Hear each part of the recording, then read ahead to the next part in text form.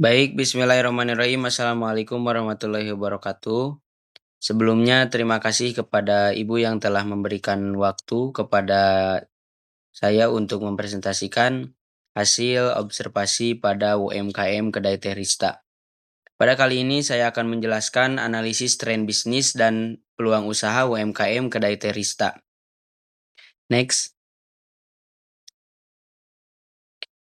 Industri kuliner UMKM menjadi tulang punggung strategis perekonomian. Yang pertama ada ekonomi makro, yaitu menyumbang lebih dari 60% PDB nasional dan menyerap 97% tenaga kerja di Indonesia. Data Kemenkop UKM. Sektor ini adalah sektor penggerak utama ekonomi lokal. Yang kedua ada transformasi konsumen, yaitu mobilitas tinggi dan media sosial mendikte keputusan beli. Konsumen mencari food, presentation, estetis, dan makanan siap saji yang praktis. Yang ketiga ada diferensiasi kedai, yaitu menghadapi Samudra Merah kompetisi. Kedai Teh Rista memadukan kelembutan mie yamin dengan renyahnya topping bakso goreng berharga terjangkau. Next, selanjutnya. Selanjutnya ada 5 tujuan strategis pemetaan bisnis kuliner. Yang pertama ada identifikasi tren makro, yaitu memetakan perkembangan industri kuliner berbasis mie yamin. Yang kedua ada analisis perilaku konsumen, yaitu membedah pergeseran minat terhadap inovasi dan keunikan produk. Yang ketiga ada faktor keputusan pembelian, yaitu menganalisis variabel kunci yang mendorong transaksi di kedai Teh Rista. Yang keempat, ada pemetaan peluang pasar, yaitu mengekstraksi celah ekspansi bisnis dari data tren terkini. Selanjutnya, penyusun strategi eksekusi, yaitu merumuskan rekomendasi scale up yang adaptif dan siap diterapkan. Next, selanjutnya. Yaitu ada triangulasi data memvalidasi temuan lapangan makro. Yang pertama ada data primer, yaitu realitas lapangan, yaitu observasi langsung, menganalisis alur pelayanan dan operasional kedai Teh Rista secara real time. Yang kedua ada wawancara konsumen, yaitu menggali umpan balik terkait konsistensi rasa, sensitivitas harga, frekuensi beli, dan kualitas layanan. Selanjutnya ada data sekunder atau validasi makro, yaitu intelijen digital, analisis volume pencarian via Google Trends, dan Think with Google, yaitu statistik nasional, basis data pertumbuhan FNB dan BPS, Kemenkop UKM, tinjauan pustaka, jurnal ekonomis, dan portal kuliner. Selanjutnya ada 5 pendorong utama perilaku konsumen kuliner masa kini. Yang pertama ada keunikan, yang kedua ada kualitas pelayanan, yang ketiga ada sensitivitas harga, yang keempat ada kepraktisan media sosial. Keunikan ini yang pertama adalah konsumen modern berburu pengalaman rasa baru, membuat inovasi topping sangat relevan. Yang kedua ada kualitas pelayanan, yaitu kecepatan, kebersihan, keramahan, staf, dan kemudahan pembayaran atau QRIS adalah penentu repeat order. Yang ketiga ada sensitivitas harga, yaitu segmen pelajar dan pekerja mudah menuntut value for money tanpa mengorbankan kualitas. Yang keempat yaitu kepraktisan atau kesibukan gaya hidup menuntut penyajian makanan cepat saji dengan kualitas premium. Selanjutnya ada media sosial, ini yang paling penting, yaitu review di TikTok atau Instagram, WhatsApp, dan estetika visual mendikte keputusan pembelian secara masif. Oke, next. Selanjutnya ada membaca jejak digital dan bukti stabilitas pasar, yaitu ada Google Trends atau stabilitas. Pencari mie yamin dan bakso goreng terbukti stabil sepanjang tahun dengan lonjakan spesifik pada akhir pekan dan hari libur. Yang kedua ada Think with Google atau perilaku, yaitu konsumen melakukan riset digital sebelum transaksi, lokasi akurat, yaitu Google Maps, foto produk, dan ulasan pelanggan adalah etalase penentu. Yang ketiga ada market report BPS dan pertumbuhan, yaitu sektor penyediaan makanan dan minuman F&B konsisten mencatatkan tren pertumbuhan PDB positif berkat peningkatan kelas menengah. Next.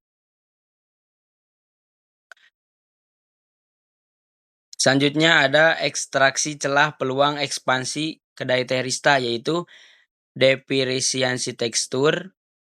Yang kedua jangkauan digital, yang ketiga segmen affordable premium, yang keempat pemasaran visual. Oke, next. Selanjutnya ada memetakan 3 pilar personal konsumen utama. Yang pertama ada mahasiswa Gen Z, fokus pada harga ekonomis dan porsi mengenyangkan. Yang kedua ada pekerja muda atau milenial, yaitu menuntut kecepatan penyajian dan kepraktisan take away. Yang ketiga ada segmen keluarga, yaitu memprioritaskan standar higienitas dan kebersihan tempat. Next, selanjutnya. Ada inovasi pendorong daya saing usaha. Yang pertama ada inovasi produk, yaitu ekspansi varian, original, pedas, sambal mata, sama keju. Sistem custom topping seperti pangsit, ceker ayam, cincang, jamur, dan sawi.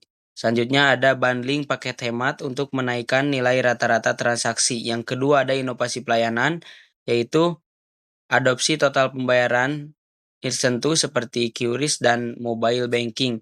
Yang kedua ada pemesanan pre-order dan delivery via WhatsApp. Yang ketiga sistem loyalitas pelanggan poin digital untuk mengunci repeat order. Yang ketiga ada inovasi pemasaran, yaitu transparansi proses masak atau behind the scene di Instagram atau TikTok. Selanjutnya ada kolaborasi dengan microfood review lokal dan optimasi visibilitas SEO via Google Business Profile. Selanjutnya ada peta jalan masa depan atau futur design timeline. Yang pertama ada fase jangka pendek atau 1-2 tahun. Yang kedua ada jangka menengah 3-5 tahun. Dan yang ketiga ada jangka panjang lebih dari 5 tahun. Selanjutnya, next. Nah, di sini ada perencanaan skenario bisnis menghadapi ketidakpastian. Yang pertama ada skenario optimis atau pasar meroket, yaitu kondisi daya beli naik dan pemasaran viral sukses besar. Strateginya yaitu agresif meningkatkan kapasitas produk, mempercepat pembukaan cabang, dan meluncurkan frozen food. Yang kedua ada skenario moderat atau pasar stabil dan kompetitif, yaitu kondisinya pasar tumbuh lambat dan kompetitor sejenis bermunculan. Yang kedua ada strateginya, yaitu mengunci loyalitas pelanggan lewat promo eksklusif, inovasi menu bertahap, dan peningkatkan kualitas pelayanan. Yang ketiga ada skenario pesimistis, krisis daya beli. Kondisinya yaitu harga bahan baku melonjak atau daya beli konsumen menurun drastis. Strateginya yaitu adaptasi survival mode, efisiensi biaya operasional ketat tanpa menurunkan kualitas rasa dan rasionalisme menu. Selanjutnya ada matrik mitigasi risiko berkelanjutan. Di sini ada risiko dan ada solusinya. Yaitu salah satunya risiko pasokan, yaitu fluktuasi harga bahan baku, contohnya seperti gandum, daging yang menekan margin. Solusinya yaitu diversifikasi vendor atau multi supplier dan negosiasi kontrak harga. Yang kedua ada risiko kualitas, yaitu inkonsistensi rasa saat terjadi pergantian staf dapur atau ekspansi cabang. Solusinya yaitu digitalisasi standar operating prosedur atau SOP, gramasi bumbu wajib. Yang ketiga ada risiko digital, ketergantungan tinggi pada komisi aplikasi pesan antar pihak ketiga.